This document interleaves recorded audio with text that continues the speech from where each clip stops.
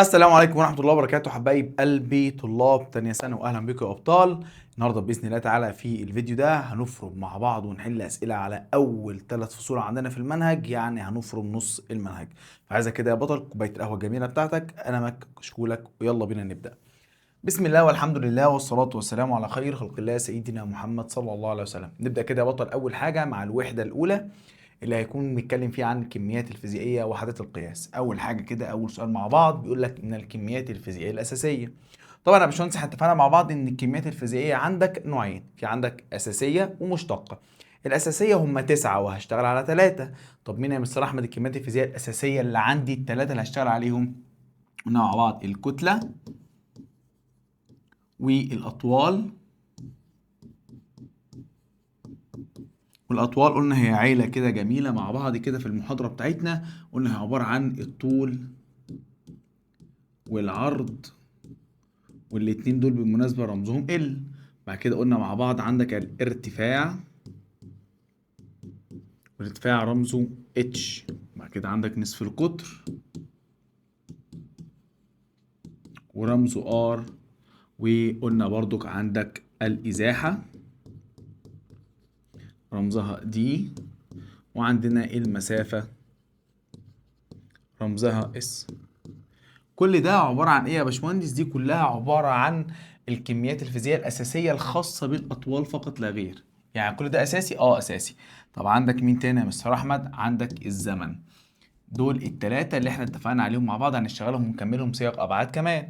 طب جميل. طب مستر أحمد في تاني؟ في تاني. عندك زي مين؟ عندك كمية المادة، درجة الحرارة، شدة الإضاءة، شدة التيار، زاوية مسطحة، زاوية مجسمة. فانت قال لك الكميات الفيزيائيه الاساسيه اي حاجه طبعا غير التسعه دول يعتبر مشتقه. من الكميات الفيزيائيه الاساسيه طبعا هيبقى عندك طول ماشي، مساحه مشتقه، فهتبقى لا. السرعه لا، خلاص باظ. زمن وكتله ايوه دي الاجابه الصح، دول الاثنين من الايه الاساسي. تعالى تاني حاجه لك من الكميات الفيزيائيه المشتقه، هات لي اي حاجه فيها قانون وابعد عن التسعه اللي قلنا عليهم. سرعه ماشي، مسافه لا، الاختيار باظ. شغل ماشي، قوه ماشي، الطول باظ عشان تبقى الاساسي. كتله بوظت الاختيار، قوه ماشي، حجم ماشي، كثافه ماشي، الثلاثه ليهم قوانين وبعيد عن التسعه اللي احنا قلنا عليهم. سؤال رقم 3 بيقول لك الأداة الأكثر دقة لقياس زمن سقوط جسم من أعلى مبنى. طبعا أنا بتكلم عن الستوب ووتش، هي اللي هتجيب لي الدقة عالية جدا جدا للزمن. سؤال رقم 4 بيقول لك في الشكل المقابل الزاوية سيتا المحصورة بين ضلعين. احنا اتفقنا مع بعض انك لو عندك الزاوية بين ضلعين بتكون بالراديان، لو عندك بين 3 أضلع تبقى استراديان، لو قلنا بين مستويين راديان، 3 مستويات استراديان. الزاوية المسطحة راديان، الزاوية المجسمة استراديان. دي طبعا هتبقى بالراديان، اللي هي الإجابة هتبقى ب. تعالى معايا بقى في التحويلات. قال لك اذا كان نصف قطر ذره الهيدروجين بالنانومتر فانه يكافي، ادي عندك الاختيارات بالمتر. يبقى احنا كده يا باشمهندس اول حاجه هنكتب الرقم بتاعنا صفر علامه 0.53. ده بالايه؟ ده بالنانومتر. بص دي طريقه التحويل اللي اتفقنا عليها مع بعض. عايز احولها لايه؟ للملي متر. عظيم مستر احمد. تعال مع بعض هنقول هنروح نشيل المتر مع المتر ونكتب الرقم 10 اس سالب 9، ده بتاع النانو. والمتر الملي متر، لا ده عايزه بالمتر. اوكي، يبقى انت كده دي اصلا يا باشمهندس تبقى عباره عن ايه؟ ام بس، وهتروح مع المتر اللي زي هنا مفيش حاجه، يبقى حط مكانها ايه؟ واحد. خلاص انا عايز احول من نانو متر ليه مفيش حاجه اللي هو المتر. عظيم. اروح اعمل التحويله بتاعتنا. نقول الرقم بتاعنا صفر علامه 0.53 في اللي منه. مين اللي منه؟ 10 اس سالب 9 على اللي عايزه. انا عايزه بالمتر، طب ما هي راحت يبقى واحد. يبقى على الآلة هتساوي كام؟ صفر علامة 0.53 في 10 أس سالب 9. مستر أحمد هل دي موجودة عندنا في الاختيارات؟ لأ. ليه؟ لأنه حرك العلامات. طب ما تيجي نشوف حركة العلامات ديت. لو أنت جيت بصيت هنا العلامة جنب الخمسة، يعني هو حرك العلامة دي من هنا هنا، حركها يمين، واحنا قلنا يمينك سالب شمالك موجب.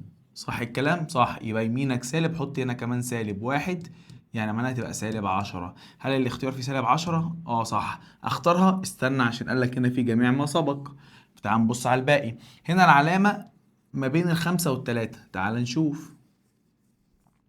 يبقى هحركها هنا كده مرة في التانية عشان العلامة تبقى هنا. كده بدل سالب واحد هتبقى سالب كام؟ هتبقى سالب 2. تعال نشوف، يبقى 9 وهنا سالب 2، هيبقى سالب كام؟ سالب 11. هل سالب 11 صح؟ يبقى خلاص كده تبقى جميع ما سبق. طب تعال نشوف ديت برضو اهو، ادي سالب 9 زي ما هي، تمام. هحرك علامه كم مره؟ مفيش علامه خالص، معنى كده حركت العلامه هنا، بعد كده هنا، بعد كده هنا. حركتها كم مره؟ 3 مرات ناحيه اليمين سالب، يعني انت عندك سالب 9 سالب 3 سالب كام؟ 12. جميل، يبقى اكيد الاجابه هتبقى جميع ما ايه؟ جميع ما سبق. ده سؤال كده جاب لك تحويلات وفي نفس الوقت حركه علامات. تعالى يا باشمهندس لصياغ الابعاد. قال لك اذا كانت وحده قياس احد الكميات الفيزيائيه هي كيلو جرام على متر في ثانيه. جميل، فان صيغه ابعادها احنا اتفقنا مع بعض بنروح اعمل ايه؟ اروح اعمل كالاتي، هي كيلو جرام على اهي متر في ثانيه. حولها لصيغه الابعاد، الموضوع بسيط، ادي البسط والمقام. كيلو جرام كتله، يبقى الكتله صيغه ابعادها ام. طب ام متر صيغه بعدها ال. اس ثانيه صيغه بعدها تي. بعد كده اطلع دول لفوق، فلما يطلع لفوق هيبقى عندك الام، ال هتبقى سالب واحد، التي هتبقى سالب واحد، يبقى ام دوت ال اس سالب واحد تي اس سالب واحد، اللي هي الاجابه هتبقى ايه؟ ب. خش على السؤال اللي بعده، سؤال 7. بيقول لك إذا كانت صيغة أبعاد الكمية الفيزيائية A M دوت L تربيع T أس سالب 2، وصيغة أبعاد الكمية B هي M دوت L تربيع T أس سالب 2، فإن الكمية 2B ناقص ال A. تعال نشوف 2B، أدي 2، البي بإيه يا مستر أحمد؟ البي قال لك ب M دوت L تربيع دوت T أس سالب 2. حلو، ناقص أدي ناقص ال A ام دوت ال تربيع تي اس سالب 2. طبعا اتفقنا مع بعض ان صيغ الابعاد لا تجمع ولا تطرح، والارقام مش بشوفها، شبه بعض خد واحده، مش شبه بعض فاي. هل ام دوت ال تربيع تي سالب 2 ام دوت ال تربيع تي سالب 2 مش دول شبه بعض؟ اه، خد واحده منهم. يعني دي هتساوي ايه؟ الاثنين دول هيساوي ايه؟ دول هيساووا ام دوت ال تربيع تي اس سالب 2، اللي هي الاجابه عندك تبقى عباره عن ايه؟ الاجابه الف. شبه بعض خد واحده منهم. طب لو مش شبه بعض فاي. طب الاثنين دي انا بصراحه ما بشوفش ارقام ولا ثوابت في صيغ الايه؟ في صيغ الابعاد. تعالى كده يا باشمهندس نكمل مع بعض. سؤال رقم 8 بيقول لك من امثله القياس المباشر. اتفقنا مع بعض ان القياس المباشر يا باشمهندس ماله؟ لازم توفر فيه 3 شروط: اعمل عمليه قياس واحده، لا يوجد قوانين، احتمال ان نغلط مره واحده. طب القياس الغير مباشر اتفقنا مع بعض في 3 شروط: ايه هو؟ اعمل اكتر من عمليه قياس، لازم اعوض في قانون، واحتمال ان نغلط لازم يكون اكتر من مره. ليه؟ ما انا عدم عوضت في قانون ممكن اغلط، طب انا عملت كم عمليه قياس؟ 2 3، فممكن اغلط اكتر من مره، فده بنسميه قياس غير مباشر. هو قال لك بقى انا عايز من امثله القياس المباشر، قال لك كتله الجسم بواسطه الميزان. اه طب ده مباشر على طول. طب مساحه، المساحه محتاجه قانون، فلا. حجم محتاج قانون، لا. كثافه محتاجه قانون، لا. شكرا. سؤال 9 قال لك من امثله القياس الغير مباشر، انا بقى محتاج قانون، هنا كده ممكن اغلط اكتر من مره، هنا كده مش هعمل اكتر من عمليه قياس. حلو. قال لك غير كثافه، اه جميل. طب قال لك بالهيدروميتر، لا. ده الهيدروميتر ده اول ما بحطه في السائل بيديك القياس على طول، فبالتالي مش هعوض في قانون، فعشان كده الف بقت غلط، لازم تقرا الاجابه الاخيره. كتله الجسم حط على الميزان، خدت القرايه يبقى باظت. طيب تعالى طول شخص بواسطة الشريط المتري، برضو لا. حجم، جميل. مكعب بواسطة قياس طوله، اه. فلو قست طول المكعب يبقى معايا الطول اضربه في نفسه في نفسه في نفسه، يبقى انا عملت ايه كده؟ عوضت في قانون، اذا الاجابة دي صحيحة. سؤال 10 بيقول لك الشكل المقابل يوضح أميتر لا يمر به تيار، فإن الشكل الصحيح الذي يعبر عن شكل هذا الأميتر إذا مر به تيار مستمر شدته أمبير. جهاز الأميتر بإيه شدة التيار؟ هو قال لك هنا بقى إيه؟ الأميتر مش واقف عند الصفر، ده واقف بص بعد الصفر بشوية. جميل، فلما اقرا 3 امبير يعني لما امشي فيه 3 امبير، فالقرايه في الاميتر هتبقى اكتر من 3 امبير، لانه مش واقف عند الصفر، هو واقف عند رقم اكبر من الصفر. فدي لا. بص، ودي لا اقل من التلاتة، دي على التلاتة بالظبط لا، فالاجابه الصح تبقى ج. ليه؟ بعد التلاتة، عشان هو هنا مش واقف على ايه؟ على التلاتة. ده بالنسبه يا باشمهندس للفصل الاولاني، فصل خفيف ولايت اصلا كده، ما فيهوش شغل كتير وما فيهوش افكار كتير، ودايما بيبقى في اللذيذ يعني. الشغل بقى كله بيكون عندك في الفصل التاني والتالت، اللي هو الوحده التانيه، دي اللي فيها اللعبه كلها، ودي المهمه جدا اصلا. يعني لو هيجي اسئله كتير في الامتحان كده، اعرف انه هيجي لك في الجزء بتاع الايه؟ بتاع الحركه. فخلي بالك من الحركه بقى، احنا هنتكلم مع بعض. عندك الحركه والعجله، وعندك القوه، وعندك قوانين نيوتن الثلاثه. فعايزك تبقى مركز. قبل ما تخش على الجزء ده لازم تكون انت راجعت دلوقتي معايا العلاقات البيانيه والقوانين والدنيا كلها، عشان الاسئله تبقى ايه معاك في اللذيذ. تعال نشوف كده مع بعض يا هندسه،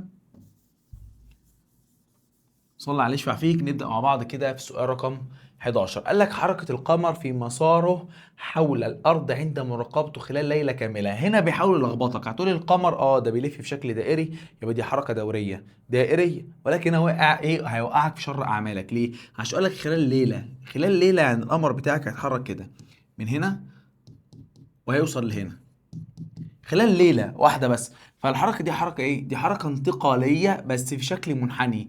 انا ما لفتش لفه كامله، شو قالك ليله واحده او خلال ليله كامله، يبقى دي عباره عن ايه؟ حركه انتقاليه في مسار ايه؟ منحني. فخلي بالك من حاجات زي كده.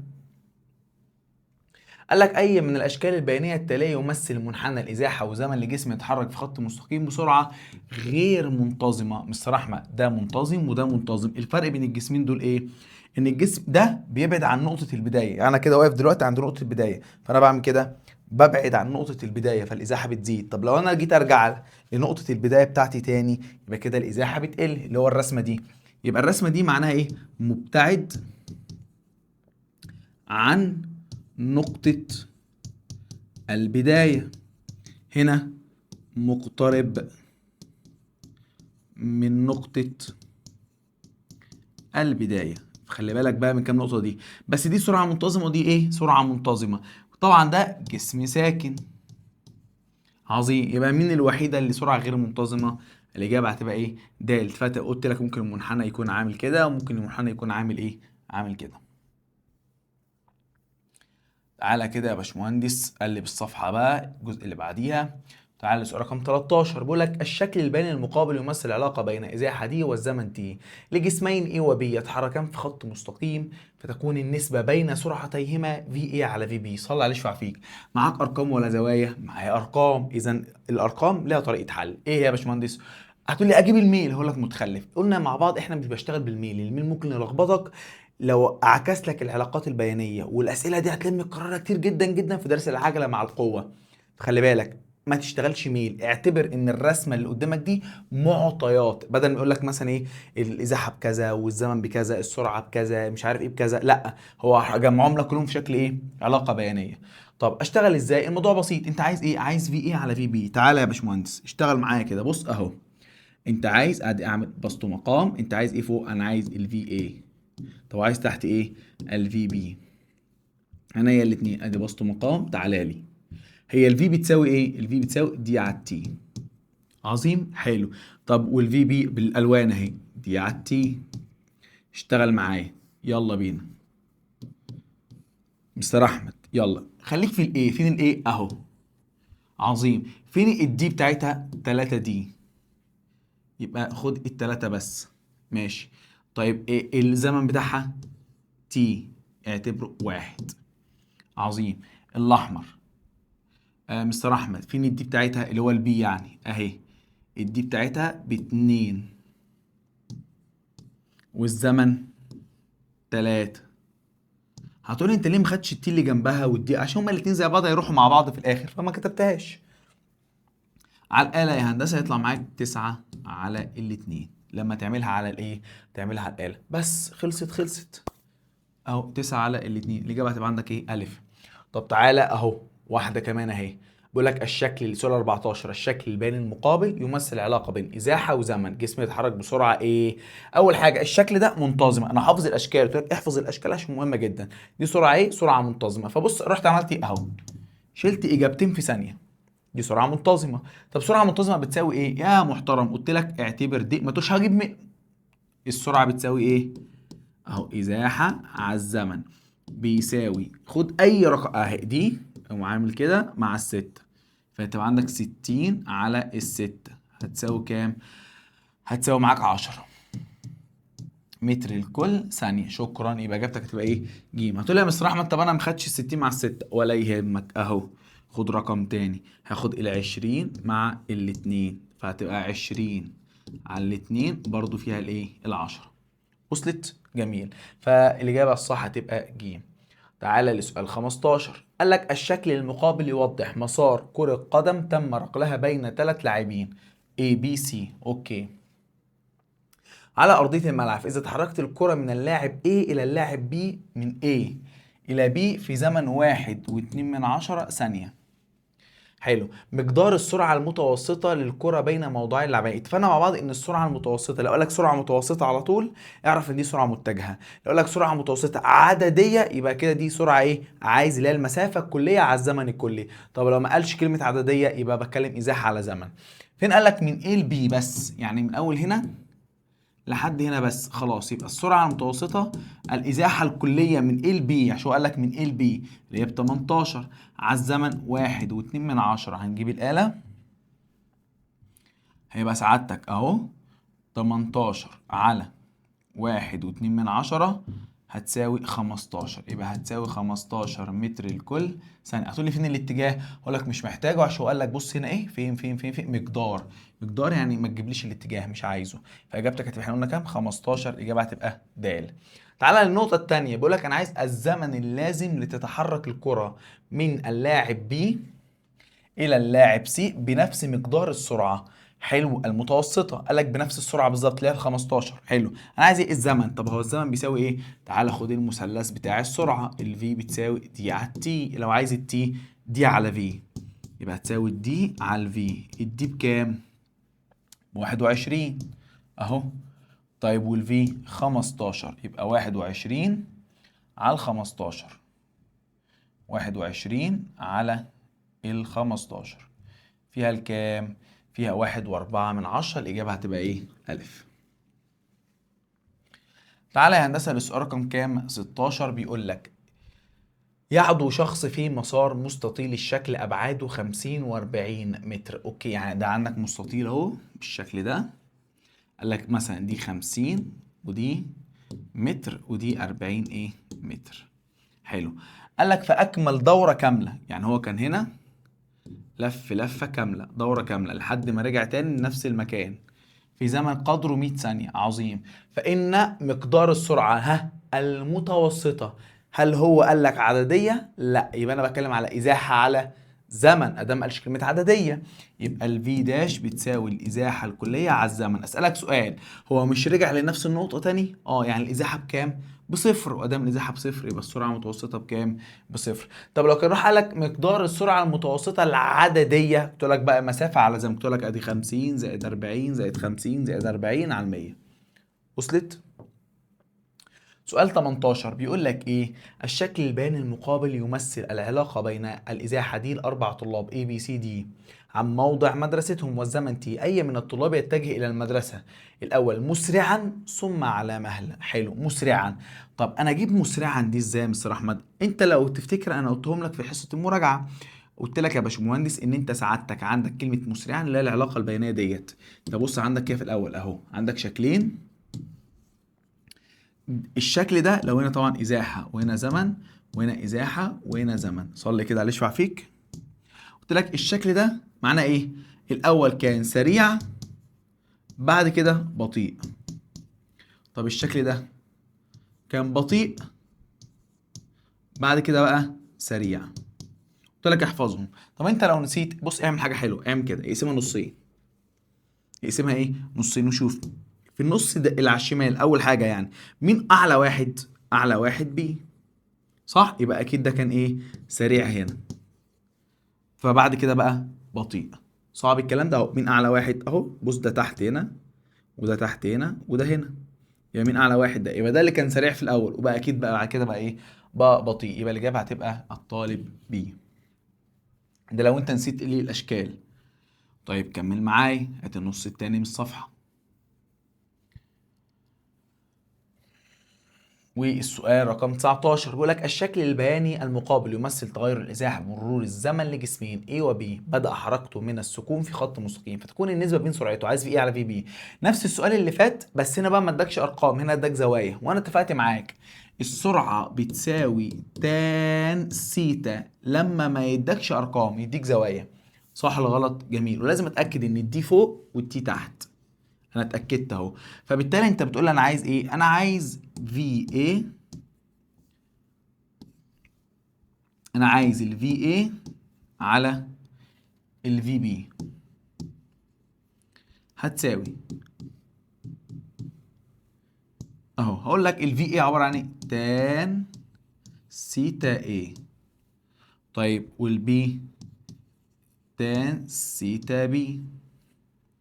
تعالى صلي على اللي يشفع فيك. تان سيتا بي تان سيتا ايه، فين الايه؟ كل ده قلت لك من الخط لحد المحور بتاع الزمن. دي 30 ودي 15 يبقى 45، يعني بتكلم على تان 45. طب اللي تحت البي اهي اللي هي ال 30 بس، يبقى على تان 30.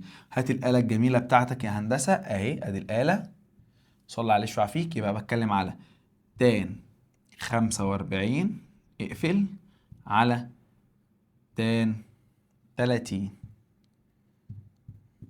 اقفل القوس، هيساوي جذر التلاتة. اجابتك تبقى جذر ايه؟ جذر التلاتة. سؤال 20. الشكل الباني المقابل يمثل منحنى ازاحه وزمن لفتاه تقود دراجه على طريق مستقيم. حلو، انا قلت لك بقى هنا هيحاول يدخل لك كل الاشكال في بعض. قلت لك فصصهم. يعني ايه فصصهم؟ يعني اعتبر ده كشكل اهو، وده كشكل، وده كشكل. ثلاث اشكال او ثلاث علاقات في نفس الوقت، وازاحه وزمن. لازم اركز إيه اللي فوق واللي تحت. تعالى قال لك طب ما تيجي نسيبنا من ام ده وتيجي نكتب احنا دي عباره عن ايه. دي سرعه منتظمه، صح كده؟ جميل. بس دي بنسميها سرعه منتظمه موجبه. يعني ايه موجبه يا مستر احمد؟ يعني انا ببعد عن نقطه البدايه، ببعد. لو دي نقطه بدايتي انا بعدتها، صح؟ حلو. طيب آه الحته دي عباره عن ايه؟ جسم ساكن اهو. الحته دي جايه جسم ساكن اللي هو العلاقه دي. وصلت الشكل ده اهو، دي وتي اهو. الشكل ده كانها بالظبط ثلاث اشكال اهي. دي اهي طالعه عامله كده، ودي عامله كده اللي هي الجزء ده. ثلاث رسومات للدي والتي راحوا دمجوهم في بعض. وصلت؟ فدي سرعة منتظمة بس سالبة. سرعة منتظمة سالبة. ليه سالبة؟ عشان برجع لنقطة البداية. يعني تخيل كده اهي، دي نقطة بدايتي اللي هناك دي، فأنا برجع لها تاني. وصلت؟ بس ماشي بسرعة منتظمة سالبة. حلو، تعال نشوف بقى لك فإن سرعة الفتاة خلال فترة اي بي. اي بي سرعة منتظمة موجبة، سرعة منتظمة موجبة يعني بزيد. حلو. فإن سرعة الفتاة خلال البي سي، بي سي ده جسم ساكن سرعتها بصفر. 3. فإن سرعة الفتاة خلال فترة سي دي سرعة منتظمة سالبة، عشان برجع لنقطة الإيه؟ البداية تاني. يقول لك أي الأشكال البيانية التالية يمثل علاقة بين مقدار سرعة الفتاة خلال فترات إيه؟ حلو قوي. تعالى بص، أنا مش هبص على اللي تحت، أنا هرسمها أنا بنفسي وأنا عيل. تعالى نرسمها مع بعض، يلا بينا. أهو، ولا كأني شايف اللي تحت. أنا هرسمها واللي زيها هختارها أهو. تعالى كده إيه، نعمل حركة حلوة أها، بالشكل ده كده. عظيم عظيم. في وتي. تعالى اتاكد بس انها في وتي. اه في وتي.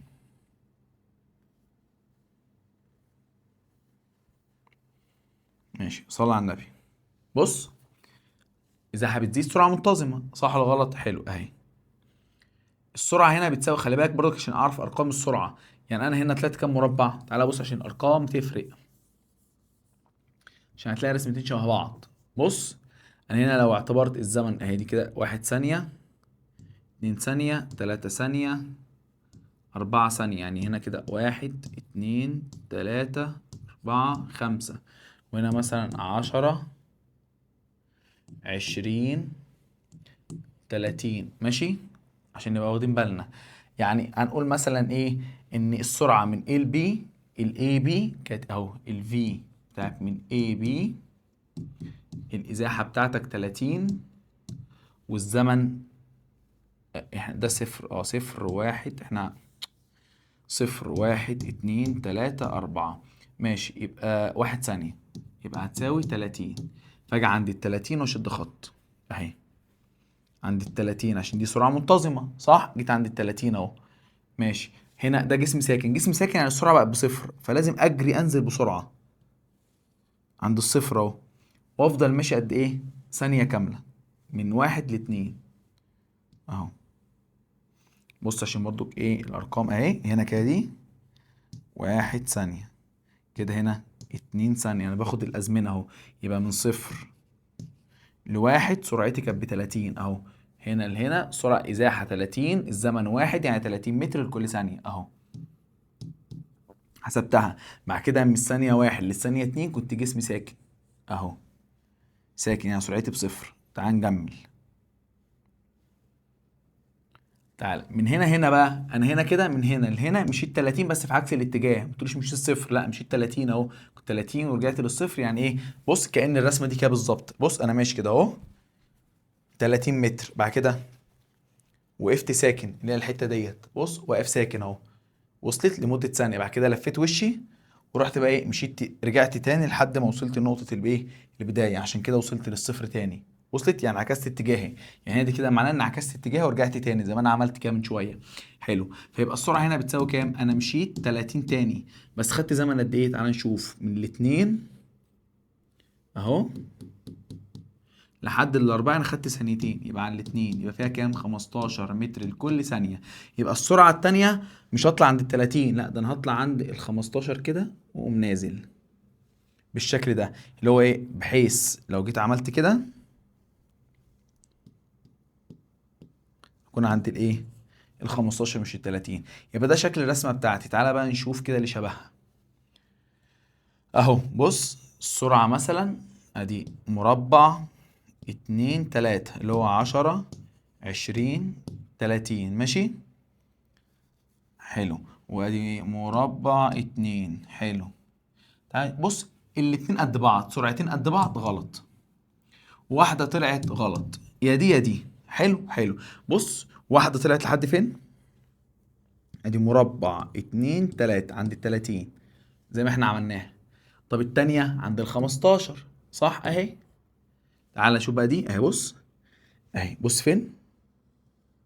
ما بين ال10 وال20 يعني كام؟ ال15 عشان دي الإجابة الصح. طب تعالى بص دي. قال لك الاي بي عندي كام؟ 20. لو انا بقى رقمت يعني دي 10 20 30. والسي دي اللي هي ديت اللي احنا عاملينها 15 هو قال لك عند 30، فدي عشان كده ايه غلط. فدي الإجابة. كده انا حولت رسمة الإزاحة لرسمة ايه؟ سرعة. في السؤال رقم كام؟ 4. مش صعب بس عايز منك تركيز شوية. خش معايا اللي بعده يا بطل. يلا السؤال رقم كام؟ 20. بيقول لك جسم يتحرك في خط مستقيم لمدة دقيقة حلو بسرعة 10 متر لكل ثانية، ثم لدقيقة أخرى بسرعة 20 متر لكل ثانية، فإن مقدار السرعة المتوسطة لهذا الجسم. واحدة واحدة. احنا قلنا السرعة المتوسطة الفي داش بتساوي الإزاحة الكلية على الزمن الكلي. طيب هو انا معايا ازاحه كليه؟ لا. طب معايا زمن كلي؟ اه. ليه؟ عشان هو مشي دقيقه بعد كده قال لك دقيقه تاني، يعني معايا 120 ثانيه. يبقى الزمن الكلي 120 ثانيه ان 60 ثانيه و60 ثانيه. طب معاك ازاحه كليه؟ لا. فاروح اجيبها بقى. اجيبها ازاي؟ كالاتي. بص كده. صلي على الشفاعة فيك. مش انت في مثلث عندك بيقول لك ان الفي بتساوي دي على التي؟ اه. يبقى الدي بتساوي في تي. فاقول لك يبقى اول حاجه الدي بتساوي كام؟ في تي. الفي بكام؟ ب 10 في ال60. يبقى انا بتكلم على كام متر؟ 60 600 متر. ادي اول ازاحه 600 متر يبقى 600 زائد التانية بقى. تعال نشوف. هنا السرعه كانت ب 20 يبقى الدي بتساوي السرعه في تي 20 في التي 60 ثانيه عشان قالك دقيقه اخرى. يبقى انا بتكلم في 120 يبقى كام؟ 1200 صح؟ 60 20 0 0 12 1200. يبقى عندك 600 متر في الاول، بعد كده 1200 متر في الاول. اقسمهم بقى على الزمن الكلي 120. دي كده اسمها الايه؟ السرعه المتوسطه. احسب على الاله. يبقى 600 زائد 1200 على ال 120 هيطلع معاك بكام؟ ب 15 متر لكل ايه؟ لكل ثانيه. دي السرعه المتوسطه. يبقى الفكره هنا كلها اداك سرعه وزمن وسرعه وزمن، قال لك هات سرعه متوسطه. فمن السرعه والزمن ده رحت جبت ازاحه اللي هي تلعب 600 متر، ومن السرعه والزمن التانيين جبت ازاحه. كده ازاحه وازاحه كده معايا اجمعهم ازاحه كليه. وصلت؟ طب الزمن دقيقه ودقيقه 120 ثانيه عشان احولهم دقيقتين ب 120 ثانيه. يبقى جبت الازاحه الكليه على الزمن الكلي. شكرا. يبقى كده يا باشمهندس الايه؟ معاك السرعه المتوسطه. سؤال 21 بيقول لك جسم يتحرك بعجله. حلو. اسئله العجله بقى. قال لك خلال زمن 2 ثانية. حلو، فإن مقدار التغير في سرعة الجسم خلال تلك الفترة. حلو، صلى عليه شوية فيك. احنا اتفقنا مع بعض إن العجلة ال A بتساوي دلتا في على دلتا تي، صح؟ والمثلث بتاعها ال A بتساوي دلتا في على دلتا تي. أنا عايز دلتا في، يبقى الدلتا في بتساوي A في التي، A بدلتا تي. ال A بكام؟ قال لك العجلة بتاعتك ب4 والزمن 2، يبقى 2 في 4 ب 8 متر لكل ثانية. الإجابة هتبقى إيه؟ ب. قال لك جسم، سؤال 22، جسم يتحرك بسرعه ايه منتظمه. حلو، مقدارها 5 متر لكل ثانيه في زمن 5، فان العجله صفر. ليه بصفر يا مستر احمد؟ مش قال لك سرعه منتظمه، خلي بالك. وهيجي لك برضك اسئله قدام شويه، قال لك سرعه منتظمه فان محصله القوه بصفر. سؤال 23 قال لك اذا تحرك جسم من السكون، من السكون يعني السرعه الابتدائيه بصفر، في اي بصفر، ادام قال لك تحرك من السكون. قال لك بحيث تزداد سرعته بمعدل منتظم حتى تصل إلى 50 متر لكل ثانية، يبقى دي الفي اف خلال 10 ثانية، يبقى دي الزمن. يبقى بدأ من السكون في اي سرعة ابتدائية، زاد سرعته، يبقى عندك في اف ب 50 والزمن ب 10. عايز الايه؟ العجلة. يبقى العجلة هتساوي ايه يا مستر احمد؟ هتساوي في اف ناقص في اي على التي. الفي اف بكام؟ ب50 والفي اي بصفر على الزمن 10، هيطلع معاك 5 متر لكل ثانية تربيع. الإجابة إيه؟ ب. سؤال 24 بيقول لك يتحرك جسم شمالا بعجلة منتظمة في اتجاه الشمال فتكون سرعته. حلو، الجسم بيتحرك في الشمال والعجلة معاه في الشمال، يبقى كده معانا ايه؟ لما تكون العجلة في نفس اتجاه الحركة، اسمع دي عشان دي مهمة جدا جدا جدا. لما تكون العجلة في نفس اتجاه الحركة يبقى السرعة بتزيد. طب لو الجسم بيتحرك لفوق وعجلته لتحت، كأنك بتدوس على الفرامل، سرعته بتقل. يبقى لو العجلة مع حركة الجسم سرعة بتزيد، لو العجلة عكس حركة الجسم يبقى السرعة بتقل. إذا هنا يا باشمهندس السرعة بتزيد. قال لك السرعة الابتدائية أكبر؟ لا دي السرعة بتزيد. السرعة الابتدائية بتساوي النهائية؟ لا دي السرعة بتزيد. الابتدائية أقل من النهائية؟ صح، عشان السرعة بتزيد. سؤال 25 بيقول لك يا باشمهندس في الشكل المقابل تتحرك سيارة. عظيم، بص اهي العربية بتتحرك كده، وقال لك العجلة بتاعتك موجبة وفي نفس الاتجاه اهو، بص سرعتك بتزيد من 20 ل 25. فقال لك ايه بقى ده بعجلة موجب؟ اه طبعا دي عجلة ايه؟ عجلة موجبة. طب بسرعة منتظمة ازاي؟ يعني سرعته 20 وبقت 25، اختار منتظمة؟ لا. عجلة سالبة، كلمة عجلة سالبة يعني السرعة بتقل، لا هنا السرعة بتزيد. بسرعة تناقصية ازاي يا عم؟ دي 20 وبقت 25.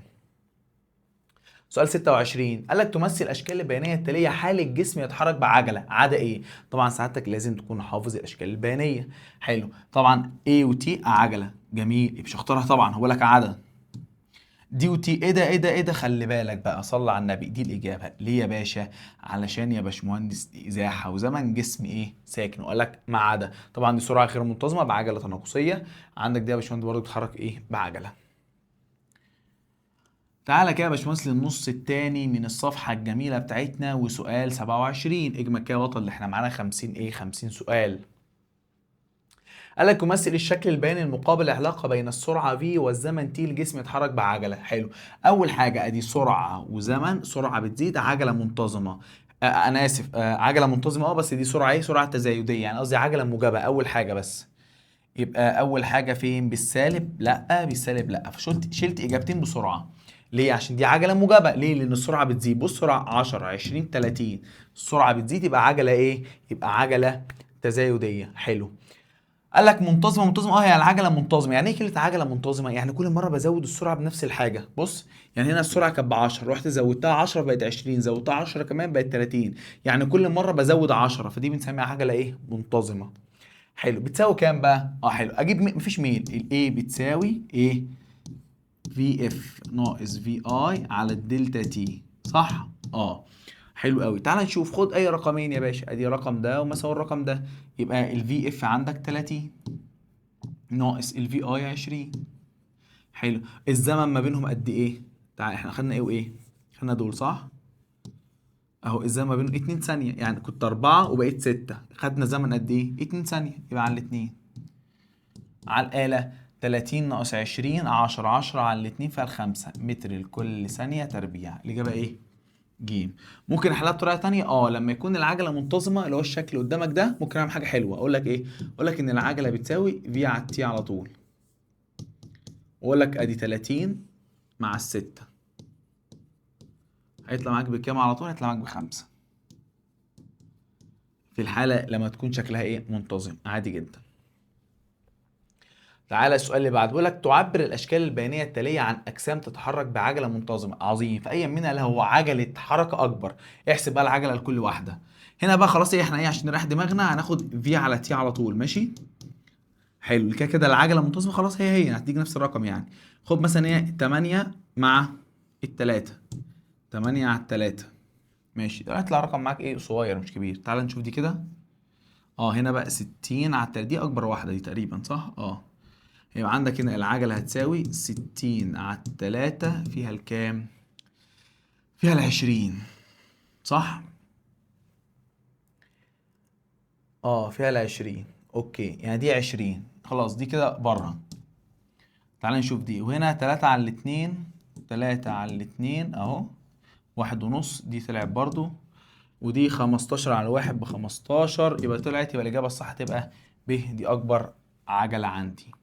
تعالى يا باشا بص، دخلك بقى كذا حاجه في بعضيها اللي بتدخلك العلاقات مع بعض. الموضوع بسيط.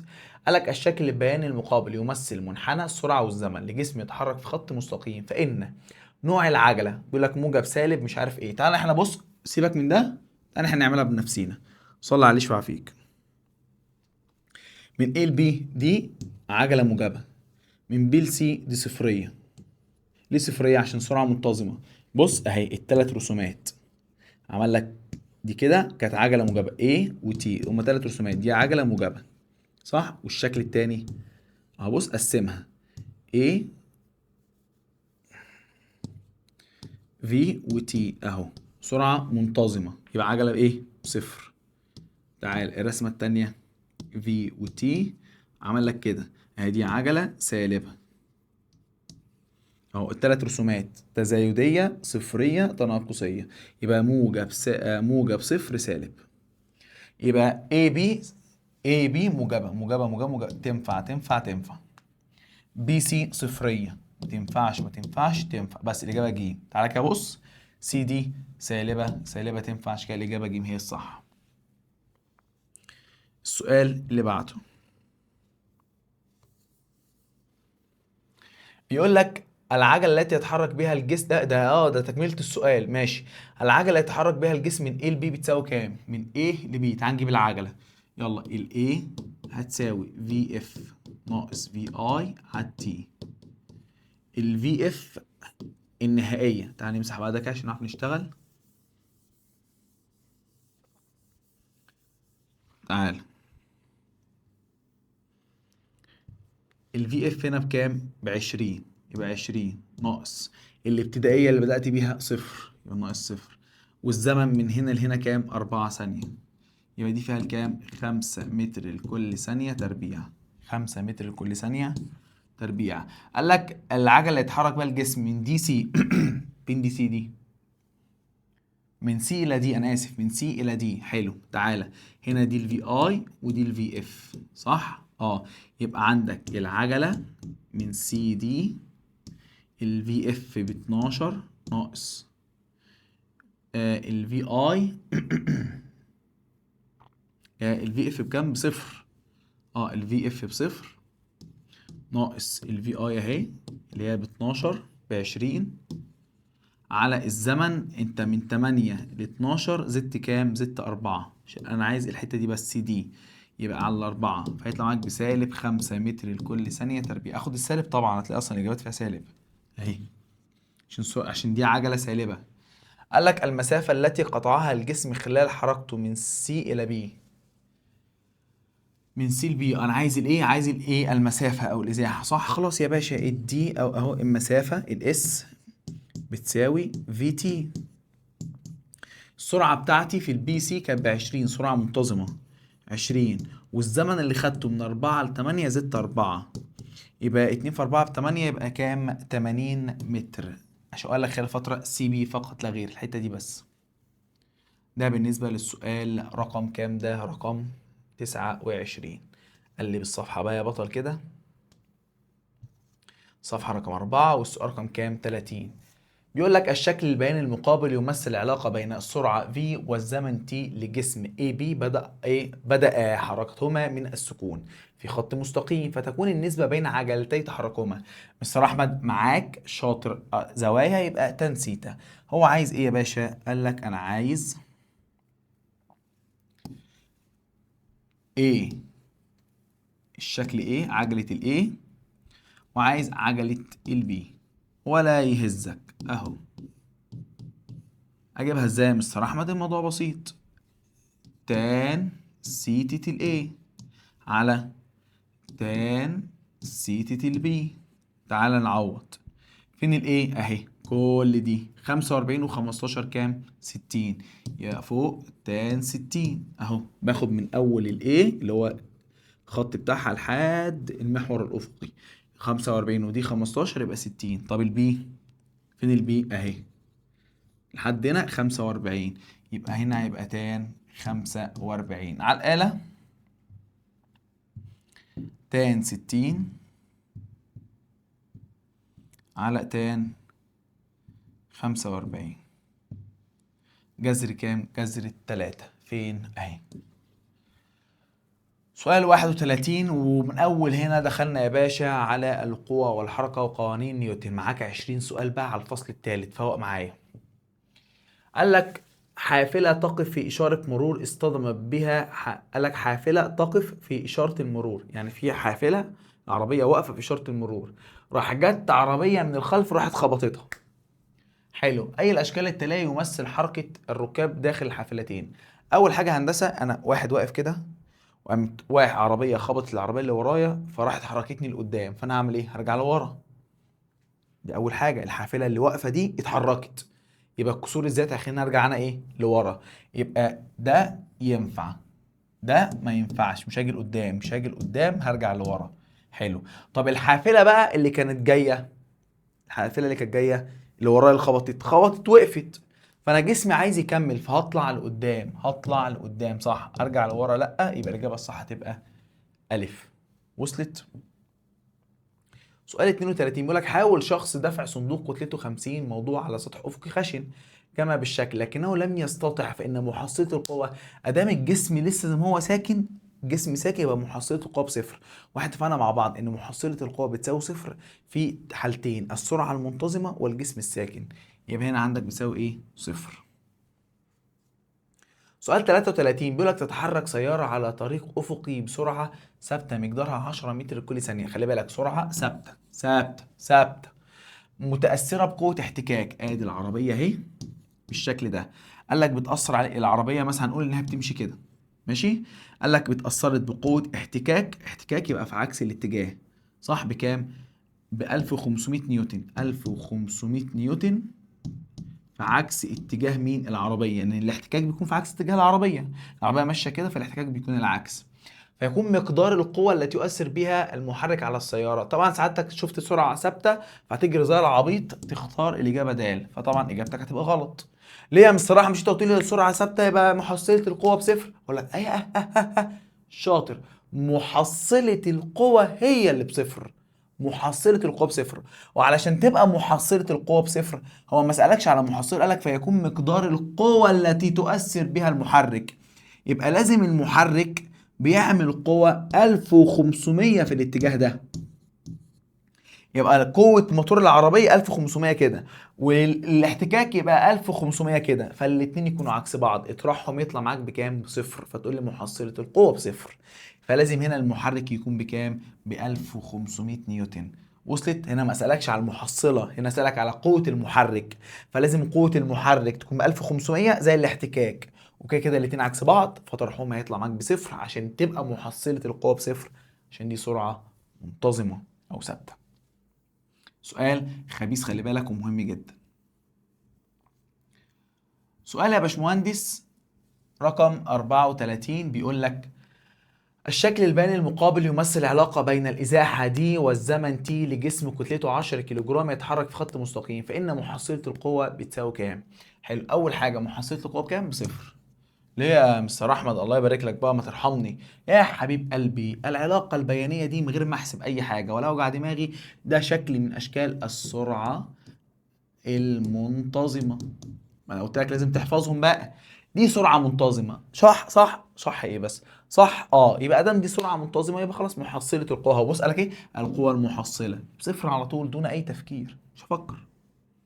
السؤال اللي بعده، سؤال 35، قال لك الشكل البيني المقابل يمثل العلاقه بين القوى المحصله، قوة محصلة المؤثرة على جسم متحرك، الراجل بيعترف انه متحرك، والزمن، فإن الفترة الزمنية يتحرك فيها الجسم بسرعة منتظمة، سرعة منتظمة سرعة منتظمة. يبقى أكيد يا مستر أحمد لما القوة المحصلة بتساوي صفر، لأن السرعة منتظمة يعني القوة المحصلة بتساوي صفر، صح؟ اه.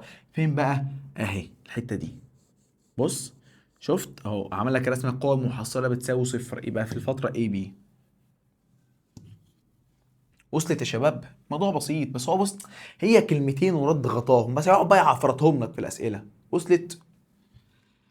تعالى يا باشا، السؤال رقم 36 بيقول لك ألقت طائرة مكافحة الحرائق، مكافحة الحرائق، ماشي، طائرة مكافحة الحرائق وهي تطير أفقيا بسرعة ثابتة منتظمة بحمولتها على غابة مشتعلة، ثم أكملت بنفس السرعة، يعني هي رمت المية والسرعة إيه زي ما هي، فإن كمية التحرك هيحصل لها إيه؟ حلو، صلى على النبي.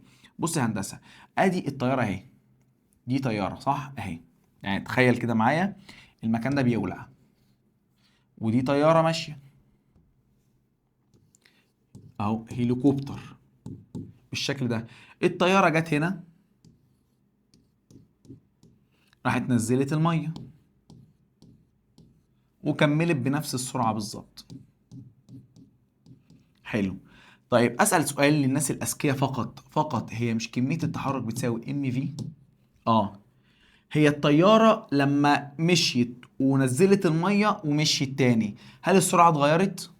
لا، قالك بنفس السرعه، اكملت بنفس السرعه. طب هل الكتله حصل لها حاجه؟ اه.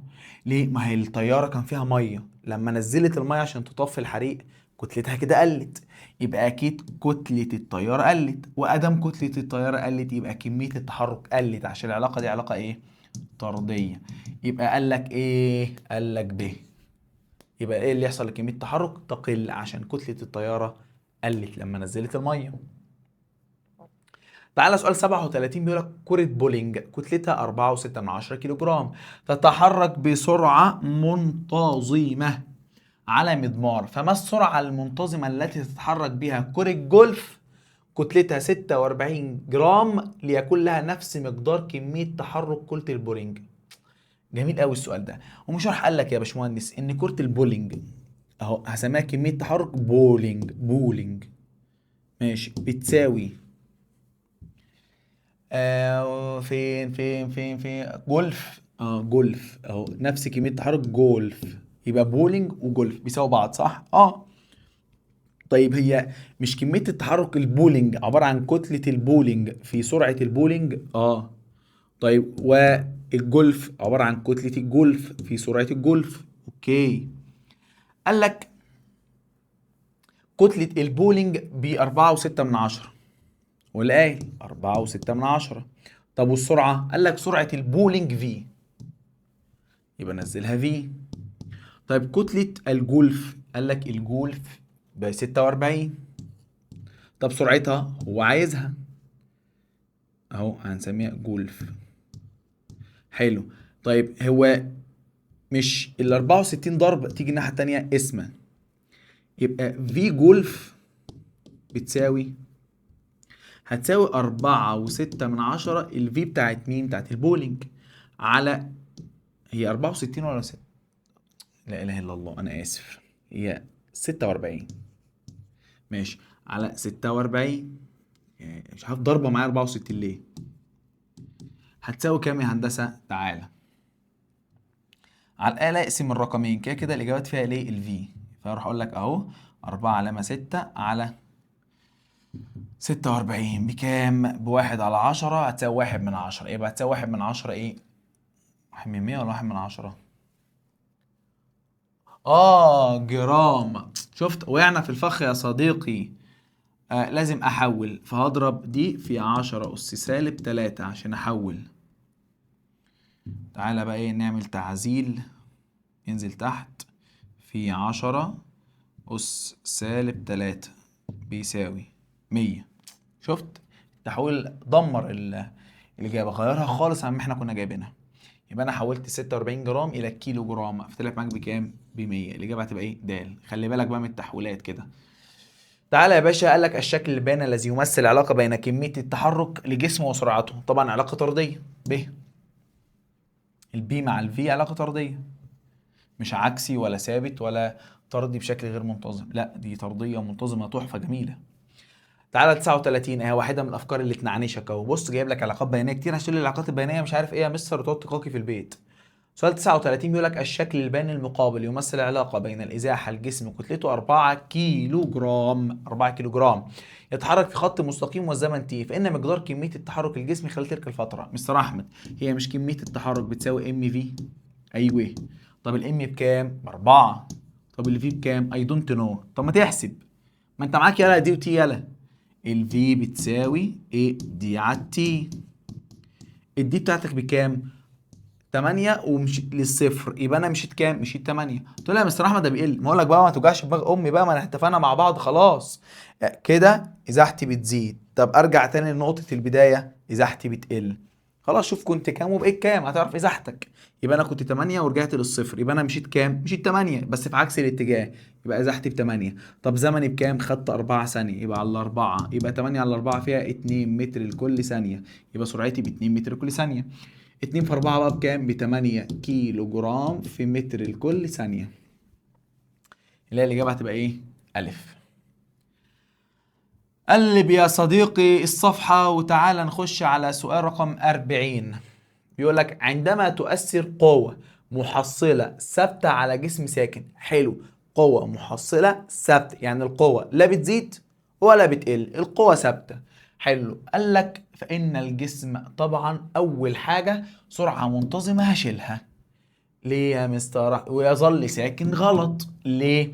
عشان هو الراجل راح قال لك ان الجسم كان ساكن واثرت عليه قوه محصله وثابته، يعني برقم ثابت مش بتساوي الصفر، فاذا انا شلت الجسم الساكن وشلت السرعه المنتظمه. صعب الكلام ده؟ جميل. ليه؟ عشان الجسم الجسم الساكن والسرعه المنتظمه لازم محصله القوه تساوي الصفر، ما تكونش محصله القوه رقم ثابت. جميل. طب قال لك بقى يتحرك بعجله متزايده ولا يتحرك بعجله منتظمه؟ حلو. يعني ايه بقى كلمه عجله منتظمه؟ يعني كل مره بزيد برقم ثابت ولا كل مره بزيد الرقم بتاعي؟ يعني مثلا سرعتي 10 تبقى 20 30 40، دي اسمها عجله منتظم، يعني كل مره بزيد 10. وصلت؟ حلو. طب تعالى بقى عجله متزايده، يعني ايه؟ انا دي 10 40 100، يبقى 10 40 زدت 30 ومن 40 ل 100 زدت 60، كده انا بزيد برقم غير منتظم، كده اسمها عجله متزايده. طب انا اسال سؤال، انا لو 10 20 30 مش كل مره بزيد 10؟ يبقى اكيد نفس القوه. القوه زودتنا 10 بعد كده القوه زودتنا 10 فالقوه ثابته. طب لو انا كنت 10 40 100 يبقى اكيد القوه بتزيد عشان سرعتي تبقى من 60 من 40 ل 100 مره واحده، صح؟ طب هل لك هنا هو قال لك ان القوه بتزيد ولا القوه ثابته؟ قال لك لا دي محصله القوه ثابته، اذا انا كل مره بزيد بشكل منتظم ان قوتي ثابته. فانا 10 قوه ثابته 20 هي نفس القوه 30 هي نفس القوه 40. وصلت؟ عشان كده الاجابه الصح هتبقى الاجابه ايه؟ ج. بعجله منتظمه. بعجله متزايده ده معناه يا مستر احمد ان كل مره القوه عماله بتزيد، بس هنا قال لك القوه ايه؟ ثابته. سؤال 41 بيقول لك سيارة كتلتها 100 ألف كيلو جرام تتحرك بسرعة منتظمة 20 متر لكل ثانية، فإن القوى المحصلة المؤثرة عليها بتساوي كام؟ ليه؟ سرعة منتظمة، قوة محصلة صفر، خلصت. شفت حتة إن بس حتة قوة محصلة بتساوي صفر جات لك في كام شكل؟ مرة جسم ساكن، مرة سرعة منتظمة، مرتين في علاقات بيانية، كذا شكل عادي، هي فكرة واحدة بيلعب لك عليها يا باشا. تعال سؤال 42، قال لك أثرت قوة محصلة مقدارها 500 عظيم على جسم ساكن خلال فترة زمنية تي، فأصبحت كمية تحركه 250 كيلو جرام، فإن التي بتساوي كام؟ مش الاف بتساوي دلتا بي على دلتا تي؟ وفي مثلث بيقول لك ان الاف بتساوي بي على التي. انا عايز ايه بقى التي؟ خلاص يا باشا، يبقى التي بتساوي بي على اف. البي بتاعتك بكام؟ البي عندك قال لك ب 250 على 500 الاف، هيديك نص ثانية. السؤال اللي بعده سؤال رقم 43 بيقول لك في الشكل المقابل القوى المحصلة بتساوي كام؟ بصراحة القوى المحصلة بعمل ايه؟ بطرح الاتنين اللي عكس بعض. حلو، يبقى 400 ناقص 150 هيبقى معاك 250، يبقى القوى المحصلة 250. طب العجلة الاف بتساوي ام في ايه، صح؟ حلو. طيب الايه هتساوي اف على ام. عرفتها ازاي يا عم؟ من المثلث بتاعنا اللي لسه راسمينه من كام شوية. الاف بتساوي يا عم اتمسح. الاف بتساوي ام في ايه، انا عايز الايه يبقى اف على ام. الاف بكام؟ لسه جايبينها بكام؟ ب 250 والكتلة 50، يبقى فيها كام؟ دي فيها الخمسة، 5 متر لكل ثانية تربيع. سؤال 44 قال لك في الشكل المقابل يكون مقدار القوى المحصلة على الجسم بيساوي كام؟ تعال نشوف. 200 كده و200 كده هيروحوا مع بعض بصفر، وفوق 770 وتحت 800، يبقى 800 ناقص 770 30، يبقى الاف المحصله ب 30. طبعا بطرح اللي عكس بعضه يا شباب، ماشي؟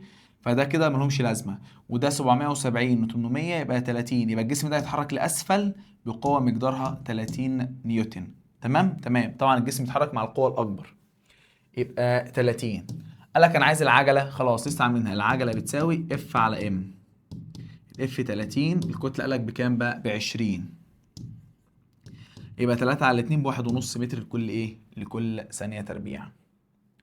سؤال 45 بيقول لك النسبه بين العجله التي يتحرك بها جسم كتلته 2 كيلو جرام، النسبة بين العجلة التي يتحرك بها جسم كتلته 2 كيلو جرام والعجلة التي يتحرك بها جسم كتلته 4 كيلو جرام عند تأثرهما بنفس القوى المحصلة. صلى عليه وسلم فيك. هو عايز ايه؟ كده انت عندك عجلتين، وكلمه نسبه اول ما اقول لك تسمع نسبه اعمل بسط مقام، اتفقنا مع بعض. نسبه ايه بقى؟ عجله اولى على عجله تانية بتساوي اهو. قال لك العجله طبعا بتساوي اف واحد على ام واحد. طب العجله التانية اف اتنين على ام اتنين. عظيم يا باشا. تعالى عوض يا دكتور. اف واحد باف، ام واحد قال لك بكام؟ باتنين. طيب اف 2 باف ليه يا مستر؟ راح اسالك بنفس القوه عند تاثرهما بنفس القوى المحصله. طب الكتله الثانيه بكام؟ باربعه. طبعا يا هندسه تقول لي افتك هتروح مع الاف الثانيه، فهتساوي واحد على الاتنين وتحت واحد على الاربعه على الاله، وما تتفزلكش على الاله، ما تتفزلكش اهو. بسط مقام عامل فوق نص، ادي نص، تحت ربع، 25 من 100. مش عارف تعمل اعمل واحد على الاربعه عادي. بكام؟ باتنين. شكرا. طلع باتنين. فين اجابتك الحلوه؟ د. موضوع بسيط جدا، واحده واحده، تاتا تاتا. يلا يا باشا النص التاني من الصفحه، وادي كمان علاقه بيانيه اهو عشان متقولش انا حرمك من حاجه. سؤال 46 بيقول لك يمثل الشكل البياني المقابل علاقه بين كميه التحرك ب والزمن t لجسم يتحرك في خط مستقيم على سطح افقي املس تحت تاثير قوه اف ثابته، فان مقدار القوه بتساوي كام؟ انا عايز الاف. بصراحه مش الاف بتساوي بي على تي؟ طب ما تحسب طبعا اللي هي دلتا بي على دلتا تي، صح؟ يعني ايه دلتا بي؟ دلتا بي يا باشمهندس معناها ان بي 2 ناقص بي 1 على دلتا تي. جميل. طب ما تيجي نعوض، يلا بينا. راحت فين؟ اهي تجري مش عارف تروح فين. يلا بي 2 60 ناقص بي 1، طبعا ده منحنى البي اهو 20، دلتا تي من الصفر لحد الأربعة، يبقى صفر لأربعة 4 ثواني على الآلة. 60 40 40 على الأربعة فيها 10 نيوتن. 10 نيوتن. الإجابة ب. شفت الموضوع بسيط ازاي؟ لا ميل ولا نيلة. تخش في حتة ميل هتتعك عكة وتتلب لبة وتتروق ترويقة ما فيش زيها. تعالى اهو هتشتغل ميل في دي مش هينفع. قال لك يا باشا سؤال 46، الشكل البياني المقابل يمثل العلاقة بين السرعة v لجسم كتلته 80 كيلو جرام، دي الام، يتحرك في خط مستقيم والزمن t، فإن واحد كمية التحرك. أنا عايز كمية تحرك مستر أحمد. كمية التحرك منين لفين؟ من A ل B. A ل B. حلو، مش كمية التحرك البي بتساوي، اسمع بقى يا باشا، ام في اف ناقص في اي او ايه في 2 ناقص في 1. طيب طبعا دي بصفر، فانا ممكن اقول لك ام في على طول، يعني خلاص بقى دام بقى ايه كده دي، فاقول لك ام في. ليه ام في على طول؟ عشان بادئ من الصفر. تمام تمام. خلاص يبقى انت عندك يا باشمهندس، يبقى عندك الكتله بكام؟ الكتله ب 80 في سرعتك 30، ادام قال لك خلال اي بي يبقى 3 في 8 كام؟ 16 كام؟ هو قال لك كميه تحرك بيحصل لها بس كده تزداد يا باشا. ايه الذكاء ده؟ ادام السرعه بتزيد يبقى كميه التحرك بتزيد. ده انا افتكرته عايز الرقم. ماشي. اتنين، مقدار القوى المحصلة المؤثرة على الجسم خلال المرحلتين بي سي. بي سي هنا صفر. ليه؟ عشان دي سرعة منتظمة اهو في. بص قلت لك ركز في رسومات في وتي، خط مستقيم اهو، يبقى دي سرعة منتظمة. يبقى ده سرعة منتظمة، يبقى محصلة القوة بصفر. حلو. وقال لك والسي دي، سي دي محصلة القوة بكام؟ تعال نشوف نحسبها بقى. يبقى الاف هتساوي ام في 2 ناقص في 1 على الدلتا تي. قلت لك القانون ده مهم هتحتاجه. الام بكام؟ كتلتك 80 صح؟ في 2 هو قال لك خلال السي بي سي دي هنا 30. لا تبقى صفر بقى. صفر عشان في 2 ناقص هنا 30، يبقى دي كده عبارة عن في 1 ودي في 2 اللي هي بصفر، ودي 30 يبقى صفر ناقص 30. الزمن انا بتكلم على الحته دي من 80 ل 100، يبقى انا زدت كام؟ زدت 20 ثانيه، يبقى على 20. يبقى على الاله اهو 80 في، افتح قوس، صفر ناقص 30 على العشرين، سالب 120. يبقى دي سالب 120، يبقى صفر وسالب 120. ايه ده يا مستر احمد؟ ده مفيش اجابات سالب ليه؟ عشان قالك كلمه مقدار، وانا قلت لك قبل كده لما تلاقي كلمه مقدار يعني شيل اي سوالب. حلو، يبقى الاجابه تبقى ايه؟ صفر 120 د. سؤال 47 بيقول لك ايه؟ تعال نشوف. جسم كتلته ام اثرت عليه عده قوى محصله مختلفه اف كلا على حده، فتغيرت عجله تحرك الجسم ايه كما في الشكل البياني المقابل، فان كتله الجسم، مش احنا لسه عاملين من شويه ان الكتله بتساوي اف على الايه صح؟ اه. انت بقى لو اشتغلت ميل هنا اجابتك هتطلع بالمشقلط، هتبقى متخلف. قلت لك اعتبر العلاقات البيانيه كانها معطيات. عايز الاف، خد اف اهي 30. الايه 3 بكام الكتله؟ 10 كيلو جرام.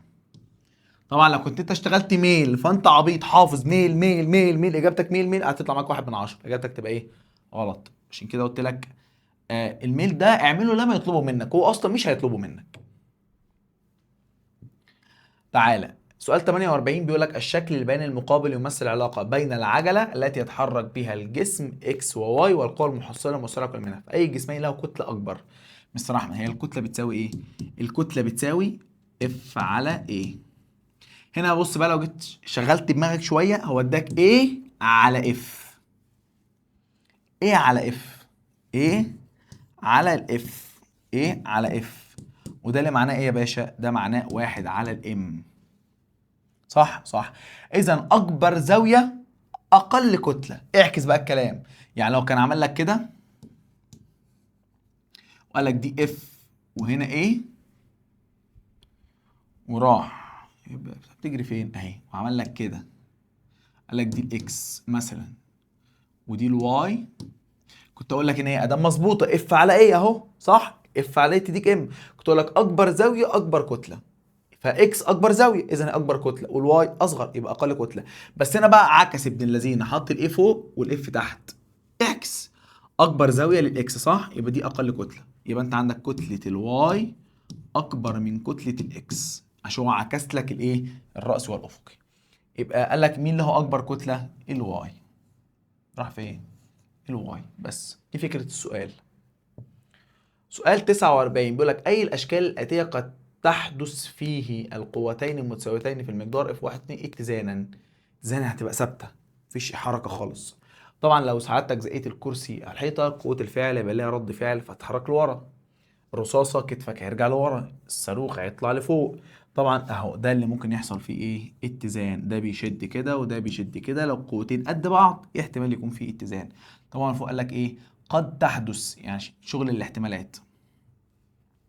اخر سؤال معانا يا هندسه، ويبقى احنا كده خلصنا بفضل الله تعالى حل اسئله معسكر مراجعه نص المنهج اول 3 فصول. بيقول لك عند نفخ بالون بالهواء ثم تركه حرا ليندفع الهواء منه. ادي البالون بالشكل ده.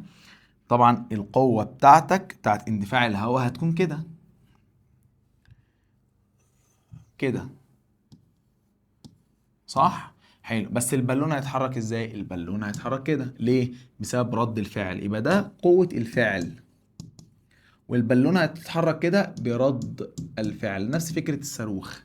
قال لك فان البالون يندفع ايه؟ يندفع ايه يا ميهو؟ قال لك في اتجاه. لا هو انا عايز رد الفعل فين؟ في اتجاه اندفاع الهواء في عكس ماشي، ده اتجاه الهواء صح، يبقى في عكس اتجاه اندفاع الايه الهواء جيم. لو ده اتجاه الهواء يبقى هو يكون في عكسه عشان رد الفعل معاكس له في الاتجاه.